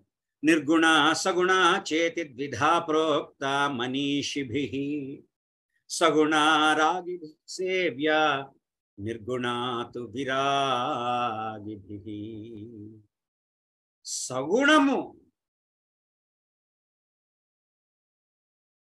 సగుణమనబడేటువంటిది సంకల్పాలు, ఐహిక సంకల్పాలు కలిగినటువంటి వారు ఉపాసిస్తారు. నిర్గుణమైనటువంటి దాన్ని మోక్షము కోరేటువంటి వారు ఉపాసిస్తారు. ఈ రెండే ప్రాథమికంగా మనకి శ్రీ విద్యలో కౌళము సమయముగా మనం విభాగించుకోవాల్సింది. ఇక్కడి నుంచి దీన్ని దృష్టిలో పెట్టుకుంటారు. కానీ ఇందాక మనం ఈ రెండు సత్సంగాలలో మొదటిది ఉపోద్ఘాతం వదిలిపెట్టి రెండు సత్సంగాల్లో ఈవేళ మొన్న చేసుకున్నటువంటి సత్సంగాలలో జగన్మాత యొక్క నిర్గుణ రూపం అనేటువంటి తీవ్ర ఉపాసన చేత అనుభవ స్థితిలోకి వెళ్ళినప్పుడు అది మోక్షప్రదమైనటువంటి స్థితిని మనకు కలగజేస్తుంటుంది. ఆ సంకల్పం అది కూడా సంకల్పమే కావచ్చు కాక, కానీ మోక్షాన్ని కోరేటువంటి వారు చేసేటువంటిది. కానీ ఈ మోక్ష దిశగా వెళ్ళటానికి జీవితంలో అనేకమైనటువంటి కష్ట నష్టాలు, ఇంకొక 10,000 ఏళ్ల మీకు ఆయుష్ ఇస్తా, నేను ఊరికే సరదాగా అంటున్నాను, భగవంతుడు ఇచ్చాడే అనుకుందాం, మీరు ఎల్లప్పుడూ సంతోషంగా ఉండగలరా? అది ప్రశ్నించుకోండి. కాబట్టి మాయ అనబడేటువంటిది అశాశ్వతమైనటువంటి సుఖ దుఃఖాలు అనేటువంటిది ఎప్పుడు కూడా మనకు అనుభవంలోకి తెస్తుంటాం. ఇంకా ఏదో ఒక సమయంలో మనం అనుకుంటాం, ఇంకా మన వల్ల ఎందుకు ఇవన్నీ, ఎన్నోసార్లు వచ్చినాయి పోయినాయి, ఇంక చాలే, మనకి దీనికి అసలు ఉపయోగం లేదు, హాయిగా మోక్షం కావాలనిపిస్తుంది. అప్పుడు కర్మబంధం అనేటువంటి తెగటం ప్రారంభిస్తుంది. అది కూడా మళ్ళీ జగన్మాత లీలని. కాబట్టి నిర్గుణ సగుణ చేతి ద్విధా ప్రోక్త మనీషిభిః సగుణ రాగిభిః సేవ్య నిర్గుణాత్ విరాగిభిః. కాబట్టి సగుణ భక్తి కలిగినటువంటి వాళ్ళు లౌకికమైనటువంటి సంకల్పాలని, వారికి నిత్య జీవితంలో అనేకమైనటువంటి దుఃఖాలు ఉంటాయి, నిత్య జీవితంలో అనేకమైనటువంటి అడ్డుపడుతూ ఉంటాయి. కనీసం భగవంతుడిని గురించి తలచాలన్నా దేవుడి ముందు కూర్చొని కొంతమంది మెసేజ్లు పెడుతూ ఉంటారు, కూర్చుంటాను దేవుడి ముందు, భగవంతుడి ముందు, అమ్మ ముందు కూర్చుంటాను, కానీ మనసు నిలబట్టం లేదు. కారణం చిత్తవృత్తులలో తీవ్రమైనటువంటి సంకల్పముల యొక్క భావము ఏవైతే నెరవేరలేదో, ఏవైతే జీవితానికి ధర్మయుతంగా కూడా అవసరమైనవి కూడా లభించటం లేదో, వారు పొందేటువంటి ఆవేదన వల్ల కలిగేటువంటి చిత్తభ్రాంతులు. మరి అప్పుడు ఆ లౌకికమైనటువంటి ఆ సంకల్పాలు తీరవలసినదే, దాన్ని కూడా అనుగ్రహించేది జగన్మాతే. అందుకని ఈ సగుణ భక్తిలో సగుణమైనటువంటి రూపంలో ఉండేటువంటి జగన్మాత సంకల్పాలు కలిగినటువంటి వారు, కోరికలు కలిగినటువంటి వారికి జగన్మాత అనుగ్రహం, నిర్గుణమైనటువంటి జగన్మాతని మోక్షము కోరేటువంటి వాళ్ళు ఉపాసిస్తారు. ఈ రెండూ కూడాను శ్రీ విద్యలో క్లుప్తంగా చెప్పుకోవాలంటే, ఒకటి కౌళము, రెండవది సమయం అనబడేటువంటిది మనం అర్థం చేసుకోవాలి. దీని తర్వాత ఇందుట్లో మనకి మనం చెప్పేటువంటి వాటిల్లో జగన్మాత యొక్క పరాశక్తిని వాగ్దేవతలు కూడా లలిత అనేటువంటి నామాన్ని వారు అనుగ్రహించారు మనకి. వసిన్యాది వాగ్దేవత చిట్ట చివరి 10వ నామము లలితాంబిక అని చెప్పన్నారు. కాబట్టి ఈ సగుణ భక్తికి సంబంధించి, సగుణమైనటువంటి జగన్మాత స్వరూప తత్వానికి సంబంధించి లలితా సహస్రనామం ప్రతిపాదించినటువంటిది మనము ఈ తదుపరి సత్సంగంలో మనము చేసుకునేటువంటి ప్రయత్నము చేద్దాము. అదేవిధంగా ఇందుట్లోంచి మనకి ముందుకు వెళుతున్న కొద్దీ కూడాను ఏమేం చెప్పుకుంటాము మనం ఇంతకుముందు అనుకున్నట్టుగా కూడాను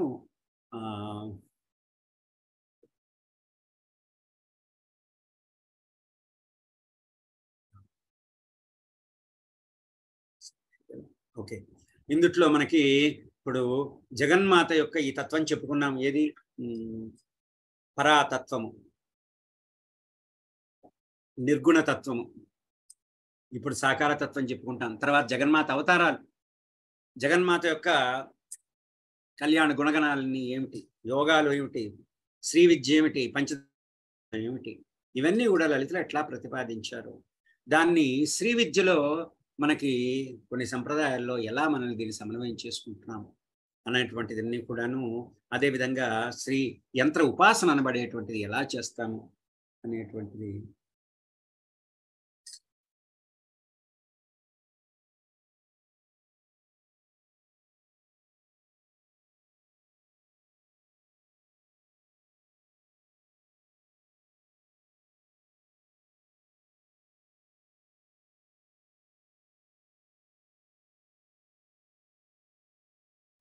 క్షమించాలి.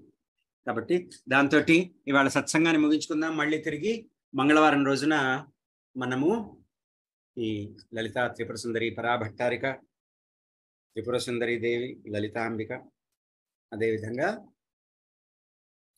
శ్రీ విద్యతో ఎలా సమన్వయపడుతుంది అంటే, మనము లలితా సహస్రనామాల్ని శ్రీ విద్య చేత వేరుగా చూడలేము. శ్రీ విద్య విధానాలు, ప్రాసెస్లు మారుతాయి అంతే. మనం చుట్టూ మనము ఉన్నటువంటిది కేవలం జగన్మాత వైపుకి తిరిగే, ఏది చేస్తూ ఉన్నా ఆ భావాన్ని నిలుపుకోవాలి. ఆ చేసేది ఒక్క పని అయినా సరే ఆ జగన్మాతని భావాన్ని పట్టుకొని ఉండండి. లలితానామంలో ఒక్క నామం తీసుకొని జీవితాన్ని తరింపజేసుకోవచ్చు. కాబట్టి దాంతో ఇవాళ మన ఈ యొక్క సత్సంగ కార్యక్రమాన్ని ముగించుకుందాము. ధన్యవాదాలు గురుజీ. శుభం. నమస్కారం గురుజీ. ధన్యవాదాలండి. నమస్కారం గురుగారు. నమస్కారం గురుగారు. ధన్యవాదాలు. నమస్కారం గురుగారు. శుభం. కేవల జగన్మాత శక్తి చేత అనేక స్వరూపాలుగా ప్రకటించబడేటువంటి మీ అందరికీ, మనందరిలో ఉన్నటువంటి ఆ ఏకైక జగన్మాత శక్తికి కూడాను ఆత్మపూర్వకమైనటువంటి ప్రణామాలని అర్పణ చేసుకుంటూ శుభం. నమస్తే గురు. ధన్యవాదాలు గురుగారు. గురుగారు, ఒక్క చిన్న ప్రశ్న అండి. చెప్పమ్మా. మహాలక్ష్మినండి. చెప్పండి. గుహ్య రూపిణి అంటారు కదా, అంటే ఏంటండి గుహ్య రూపిణి? మా గుహ్యము అంటే ఫస్ట్ మొట్టమొదటి అర్థం చేసుకుందామమ్మా, రహస్యము. సరే అంతే. ఇప్పుడు గుహ్యతి గోప్త్రి అనేటువంటివన్నీ కూడాను గుహ్యము అంటే రహస్యము అమ్మ. అంటే మన బుద్ధి నుంచి, మనస్సు నుంచి మనకి కంటికి కనిపించేటువంటి స్థితిలో జగన్మాత లభించదు. దానికంటే రహస్యమైనటువంటిది, అటువంటి స్వరూపము కలిగినటువంటిది. కాబట్టి జగన్మాత గుహ్య రూపిణి అయింది. అంటే ఎందుకంటే ఒక మాట ఉదాహరణగా మనం చెప్పుకోవాలంటే, తల్లి మన కంటికి కనిపించిన దాన్ని ఇది సత్యము అని చెప్పి ఒక విషయాన్ని అనుకుంటాము ఏదన్నా మన జీవితంలో. ఆ క్షణానికి అది నిజం అనిపిస్తుంది మనకి. కానీ మనకి కొంతకాలం తర్వాత అంతకు ముందు మనం సత్యం అనుకున్నది ఇప్పుడు సత్యంగా కనిపించదు మళ్ళీ మనకి. అంటే ఆ సత్యము అనుకున్నప్పుడు మనకి జ్ఞానం మనకు తెలిసిపోయింది అనుకునేటువంటి ఒక మాయలో పడిపోతాము. దీనికి చాలా తేలికైనటువంటి ఉదాహరణ చెప్పాలి అంటే, ఒక చిన్న పిల్లగా మనం ఉన్నప్పుడు 6వ తరగతిలో 6 ఏళ్ల వయసులోనో 7 ఏళ్ల వయసులోనో మన దగ్గర ఒక 10 రూపాయలు చేతిలో పెడితే మనకు కావలసిన వస్తువు ఏంటి? దాని నుంచి ఒక చాక్లెట్, ఒక ఐస్ క్రీము. చాలా చాలా తేలిగ్గా చెప్పుకుందాం దీన్ని. ఆ వయస్సులో ఆ జ్ఞానానికి, ఆ కాన్షియస్నెస్కి, ఆ స్పృహకి అది తప్పితే వేరు సత్యం అనేటువంటిది లేదు. కానీ పైకి పెరుగుతూ వెళుతున్న కొద్దీ ఆ సత్యం మారుతుంది. అదే 10 రూపాయలతో ఆ వస్తువు వద్దు అంటే అది అసత్యం అయిపోతుంది. అంటే ఇలా మనము మనస్సు బుద్ధి చేత మనము ఎప్పుడు జీవితాంతం కూడా ఇది సత్యము అనుకున్నది అసత్యమే అవుతుంది ఎప్పుడు కూడా. చివరికి నేను అనబడేటువంటి నన్ను గుర్తించేటువంటి ఈ శరీరము, నా బుద్ధులు రెండు అసత్యాలైపోతాయి మరణించిన తర్వాత. కాబట్టి ఎప్పుడైతే ఈ అసత్యాలు అయిపోతాయో ఇది సత్యము కాదు. కాబట్టి ఆ సత్యాన్ని తెలుసుకోవటము అనేటువంటిది అతి గుప్తమైనటువంటిది, అతి గుప్తమైనటువంటిది, గుహ్యమైనటువంటిది. అది అనుభవైక వేద్యమే, అంటే అనుభవం పొందదగిందే. అనుభవం ఎప్పుడు పొందుతాము అంటే జగన్మాత యొక్క గుహ్య రూపాన్ని, ఆ గుహ్య రూప తత్వాన్ని ఎప్పుడు మన జ్ఞానం అనుభవాన్ని పొందుతామంటే మనస్సుకి బుద్ధికి పైకి వెళ్ళగలిగినప్పుడు. తేలిగ్గా ఒక మాటలో చెప్పాలండి, అంతకు మించి మనం వెళ్ళినప్పుడు. అందుకే శృతులు ఏం చెప్తున్నాయి? అవాంగ్మానస గోచరం అంటున్నది పరతత్వాన్ని. ఆ రహస్యం తెలుసుకోవాలి అంటే అవాంగ్మానస గోచరం. నోటితో గాని మనస్సుతో గాని చెప్పలేము. ఎందుకు? మనస్సుకి నోటికి వాక్కుకి అవతల ఉన్నటువంటి శక్తి కాబట్టి అది మనస్సు నుంచి ఎప్పుడు కూడా గుహ్యమైనటువంటిది. మనస్సు దాటితేనే ప్రకటించబడుతుంది. ప్రకటించబడ్డప్పుడు ఇక్కడ మనస్సు లేదు, వాక్కు లేదు చెప్పటానికి, ప్రకటించడానికి. కాబట్టి అప్పుడు అది అనుభవంగానే ఉంటుంది అనేది మనము తెలుసుకోవాల్సి ఉంటుంది. అక్కడ అమ్మ జగన్మాత గుహ్య రూపం. అయ్యా, ఇప్పుడు మరి మనం చూస్తున్న ఈ రూపం మన కల్పితమా? కల్పితం అనేటువంటిది ఒక్కటేనమ్మా. అసలు చూసేటువంటి మనమే కల్పితం. ఫస్ట్ మనం చూసేటువంటిది పక్కన పెట్టండి. అద్వైత పరంగా చెప్పాలంటే ఎవరైతే చూస్తున్నారో నువ్వు చూసేటువంటి వస్తువుని కాసేపు పక్కన పెడదాం. వస్తువుని చూసేటువంటి వాడే కల్పితం అసలు ఫస్ట్ ఇక్కడ. ఎందుకు? మనస్సు బుద్ధి అనేవాటిని ప్రచోదనం చెంది ఉన్నాయి. ఇదే వారధి మళ్ళీ మనకి. ఈ వారధి ద్వారానే తిరిగి మళ్ళా మనము ఆ మనస్సుకి బుద్ధికి అవతల ఉన్నటువంటి సత్యాన్ని మనము దర్శనం చేయవలసి సాధనల ద్వారా. కాబట్టి నిజంగా చెప్పాలంటే అద్వైతంలో కంటికి కనిపించే ప్రపంచము మాయ అనబడుతూ ఉన్నప్పటికీ అది మనకి గోచరం అవుతున్నది కాబట్టి దాన్ని సత్యంగానే భావించి ఆ సత్యం నుంచి కూడాను సనాతన సత్యం వైపుకు తీసుకొని వెళ్ళాలి. ఎందుకంటే ఈ సత్యము కనిపించేటువంటి స్వరూపాన్ని చూచేటువంటి ద్రష్ట ఎవడైతే ఉన్నాడో వాడున్నంత కాలమే ఆ కనిపించే రూపం ఉంటున్నది. వాడు లేడనుకో ఆ రూపం అదృశ్యమైపోవటంలా. అంతదాకా ఎందుకమ్మా? అవస్థాత్రయంలో జాగ్రత్త స్వప్న సుషుప్తాది సుషుప్తులు అనేటువంటి అవస్థాత్రయంలో రాత్రిపూట మనం కాస్త ఆరోగ్యంగా ఉండి కాస్త చీకులు చింతలు పెద్దగా లేకుండా ఉంటే 6 గంటలన్నా పడుకుంటాం కదా. ఈ 6 గంటలు అంటే జీవితంలో ఒక 4వ భాగం పడుకుని నిద్రపోతామా? కాస్త ఆరోగ్యంగా ఉన్నాం అనుకుందాం, లెట్ us assume. మరి ఈ 6 గంటల్లోనే చూచేవాడే మాయమైపోతున్నాడే. చూసేటువంటి రూపం పక్కన పెట్టేసేయండి. మిగతా 18 గంటలే కదా. ఆ 18 గంటల్లో కూడా కష్టం వస్తే ఆ రూపం కనిపిస్తున్నది. ఇది చూడబడేటువంటి వస్తువు గురించి మనం ఇప్పుడు చెప్పుకుంటున్నాము. అసలు చూసేవాడే 6 గంటలు నిద్రపోతున్నప్పుడు చూసేవాడే తన్ని తాను చూసుకోలేదు. చూసేటువంటి వస్తువు స్వరూపం ఇంకెక్కడున్నది అక్కడ? అర్థమవుతున్నదా? జాగ్రత్తగా గమనించాలి మీరు ఇక్కడ.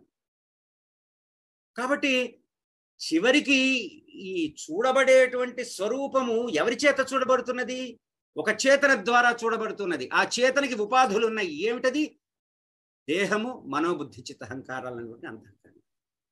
ఆ చేతనే లేకపోతే ఇంకా చూడటానికి స్వరూపం ఏముంది అక్కడ? దేన్ని చూస్తూ ఉన్నావు? చూసేటువంటి వాడే లేడు. తన్ని బయట విశ్వందర్పణ దృశ్యమాన నగరి తుల్యం నిజాంతర్గతం. మళ్ళీ నేను అక్కడికి తీసుకువెళ్ళాలి దానికే. పశ్యన్నాత్మని మాయయా బహిరివోద్భూతం యథా నిద్రయా యస్సాక్షాత్ కురుతే ప్రబోధ సమయే స్వాత్మానమేవాద్వయం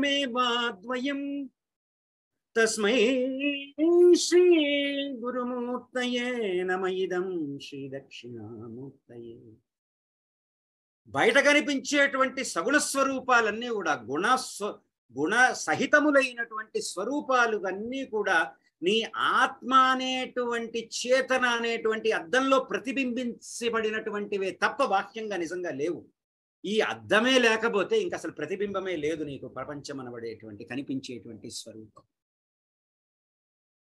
కాబట్టి ఈ స్థితిలోకి మనము వెళ్ళటానికి మనకి కర్మబంధాలు, మాయ అనబడేటువంటివి అడ్డుపడుతూ ఉన్నందువలన సగుణ భక్తిని ప్రారంభించుకొని భాస్కర రాయలు వారు కూడాను శ్రీ విద్యోపాసకులు స్థూల భావం చేత జగన్మాత ఆరాధన చేసి, ఎందుకంటే సాధారణమైనటువంటి కర్మబద్ధ జీవులకి మరి ఇందా చెప్పాను కదా, చిన్నపిల్లవాడు నాకేం అక్కర్లే, నువ్వు నాకు పెద్ద టీవీ కూడా కొనక్కర్లేదు, లేకపోతే ఇంక ఒక్క చాక్లెట్ చాలంటాడు. వాడికి అదే సత్యం. వాడికి ఇంకేం అక్కర్లేదు అంతకు మించి.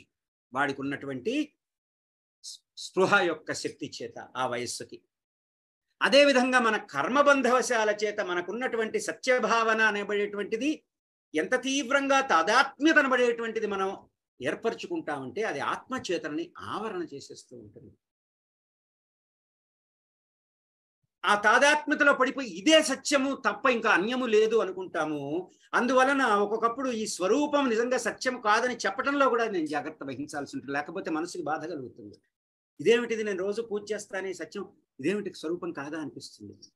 అంత జాగ్రత్తగా గమనించాలి మనం ఈ విషయాన్ని. అందుకని భాస్కర రాయల వారు కూడాను మనకేం చెప్పారు?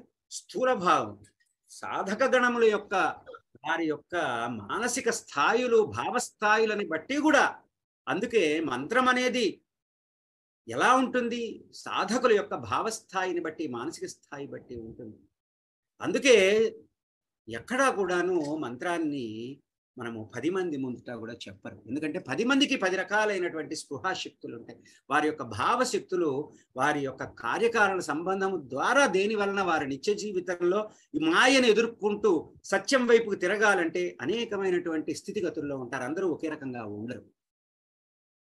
అందువలన మంత్రోపదేశములు వారి వారి అర్హత స్థాయిలను బట్టి అదేదో ఇచ్చారనే హడావిడని కాదు, అక్కడ వారి మానసిక స్థాయిల్ని బట్టి, వారి భావస్థాయిల్ని బట్టి 5వ తరగతి వయసులో ఉన్నవాడు 5వ తరగతి చదవాలి. వాడు 10వ తరగతిలోకి వెళ్ళాడంటే ఉన్న 5వ తరగతి కూడా వాడికి అర్థం కాని పరిస్థితి ఏర్పడిపోతుంది కొన్నాళ్ళకి. ఆ కార్యకారణ సంబంధాన్ని అనుసరించి ఏ కారణం వలన ఈ నా యొక్క జీవన స్థితిలో నాకు ఈ సుఖ దుఃఖాలు అనబడేటువంటి అశాశ్వతములైనటువంటి వాటి మధ్య నలుగుతూ శాంతిని, సత్యం వైపుకి నేను తిరగలేకపోతున్నాను అనే స్థాయిని బట్టి ఒక్కొక్క మెట్టు ఎక్కుతూ వెళుతూ ఉంటారు. అందుకని భాస్కర్ రాయల వారు కూడా ఏం చెప్పారు? స్థూల సగుణ భావన చేత ప్రారంభింపచేస్తారు. అది సూక్ష్మ భావనలోకి మారుతుంది. అంటే అప్పుడు మంత్రంలోకి మారుతుంది, యంత్రంలోకి అప్పుడు మారుతుంది. ఎందుకు? సగుణ మనం అంత తాదాత్మ్య సజాతి భేదం. అంటే జగన్మాతని తీసుకొచ్చి నేను ఒక శరీరయుక్తమైనటువంటి మానవ శరీరయుక్తమైనటువంటిగా పెడితే మనకు అర్థమవుతుంది, తొందరగా ఆనందిస్తాము ఆ వైభవాన్ని. అదే నేను ఒక జగన్మాతని తీసుకొచ్చి ఒక తలుపులాగా నుంచోబెట్టాను అనుకోండి, మీరు కనెక్ట్ కాగలరా? ఒక తలుపుని తీసుకొచ్చి జగన్మాత అని చెప్పి నేను ఒక పటం పెట్టాను. జాగ్రత్తగా గమనించండి. ఇది నేను ఏమంటారు అప్పుడు? ఇదేమిటండి? ఎందుకు? తాదాత్మ్యత. దీన్ని మనం వేదాంత భాషలో సజాతీయ భేదము అంటాము. సజాతీయ భేదము, విజాతీయ భేదాలు మనకు ఆవరణలుగా ఉంటాయి. మనం ఇంతకుముందు చెప్పుకున్నట్టు మాయికమల, కార్మికమల, ఆణవమలాదులన్నీ కూడా మనల్ని తాదాత్మ్యతలోకి తీసుకువెళతాయి. ఏం చేస్తుంది అప్పుడు సజాతీయ భేదంలో? ఏమిటిది? దేవుడేంటి మనిషిలా నాలాగా లేడే, మనలాగా లేడే. ఇప్పుడు రోడ్డు మీద ఒక కుక్కల గుంపు ఉందనుకోండి, వాటి ప్రాబ్లమ్స్ వాటికి ఉంటాయి. మనకి ఇక్కడ ఒక పక్కన ఇళ్ళుగా తగలబడుతున్న వాటికి పట్టింపు లేదు, ఎందుకంటే వాటి ప్రాబ్లం అది. దాన్ని భేదము అంటారు. అదేవిధంగా ఒక కుక్క రోడ్డు మీద పడి చచ్చిపోద్ది, దాన్ని పట్టించుకోరు మనుషులు. సజాతీయ భేదం, తాదాత్మ్యత అనబడేటువంటిది లేదు అక్కడ. మనము అసత్యాన్ని తాదాత్మ్యత చెంది ఉన్నాము. ఆ జీవిలో కూడాను ఆ పరతత్వమే ఉన్నది అనబడేటువంటి భావన. అందుకే దత్తుల వారు ఏం చేస్తారు? 4 వేదాలే 4 కుక్కలుగా, మనుషులు కాదు అక్కడ ఉన్నది. మళ్ళీ సజాతీయ భేదంలో విజాతీయ భేదం వచ్చేస్తుంది. ఏమిటా విజాతీయ భేదం? తాదాత్మ్యత. మనల్ని మనం ఎప్పుడూ కూడా గుర్తించుకోవటంలో లౌకికంగా ఉంటూ ఉండటం. ఏమిటా విజాతీయ భేదము? ఓకే, నేను మనిషినే, మళ్ళీ అందుట్లో మనుషుల్లోనే మళ్ళీ పెద్దవాళ్ళు చిన్నవాళ్ళు అనేటువంటి తారతమ్యాలు, స్త్రీలు పురుషులు అనబడేటువంటి తారతమ్యాలు, ఇవన్నీ విజాతీయ భేదాల కిందకు వచ్చేస్తాయి. మనం ఆవరణ, మనకు తాదాత్మ్యతను కలిగి ఉన్నాం. దాంతో మనకి ఏమవుతుంది? ఎక్కడన్నా ఏదైనా జరిగితే నేను ఆడదాన్ననే కదా మీరు ఇట్లా అన్నారు, లేకపోతే నేను మగవాడిననే కదా నువ్వు ఇట్లా చేస్తున్నావు, లేకపోతే నేను చిన్నపిల్లవాడిననే కదా నువ్వు నన్ను ఎక్స్ప్లాయిట్ చేస్తున్నావు, లేకపోతే నేను పెద్దవాడినని కదా, కదలలేని వాడిననే కదా నన్ను ఇట్లా చేస్తున్నాను పిల్లలు అంటాం. ఇదే మళ్ళీ మనం పెద్దవాళ్ళం అయిన తర్వాత పిల్లల్ని అంటాము. పిల్లలుగా ఉన్నప్పుడు మీకు చాదస్తం, పడుకోండి కామ్గా, మాట్లాడకుండా అని మనమే అంటాం. ఇదంతా తాదాత్మ్యత అనేటువంటి మాయ వల్ల ఆవరించినటువంటిది. మన యొక్క ఆ క్షణికమైనటువంటి స్థితిని పట్టుకొని కూర్చున్నందువల్ల నిజమైనటువంటి సత్యం మనకి ఇంకా బోధపడలేదు. అందువలన స్థూల భావంలో సగుణ రూపంలో జగన్మాతని ఆవిష్కృతం చేస్తున్నారు. అదే మనకి తదుపరి సత్సంగంలో జగన్మాత యొక్క స్వరూపం. అది మామూలుగా గొప్పదైనటువంటి గుణాలు, సగుణ గుణాలు, గొప్పదైనటువంటి గుణముల చేత నిర్మించబడినటువంటి జగన్మాత యొక్క స్థూల స్వరూపం. ఏదో మామూలుగా మనలాగా ఉన్నటువంటి వాళ్ళు కాదు.